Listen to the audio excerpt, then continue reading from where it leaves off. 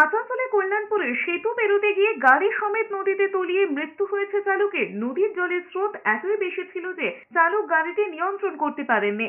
গাড়ি থেকে বেরিয়ে আসার সুযোগও পাননি তিনি। 12 ঘন্টা পর শনিবার সকালে নদী থেকে তোলা হয় গাড়ি। এরপর গাড়ির মধ্যে থেকে চালকের দেহ উদ্ধার হয়। পুলিশ সূত্রে খবর, আসানসোলের ধাক্কার সুগম পার্কের বাসিন্দা বছর 59-এর চঞ্চল বিশ্বাস শুক্রবার সন্ধ্যে কল্যাণপুর হাউজিং সেতুর ওপর দিয়ে গাড়ি চালিয়ে বাড়ি ফিরছিলেন। চঞ্চল বিশ্বাস বেসরকারি সংস্থার আধিকারিক, স্ত্রী স্কুল শিক্ষিকা।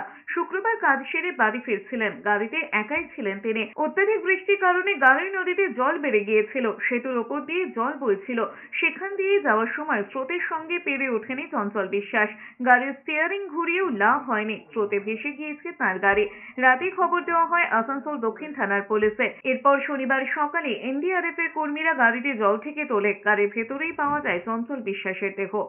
বারণ করা হলো, তার সত্ত্বেও এখান থেকে যেতে গিয়ে ওই ডান দিক থেকে পোলটার মধ্যে ধাক্কা খেয়ে গাড়িটা সোজা ওদিকে চলে গেছে।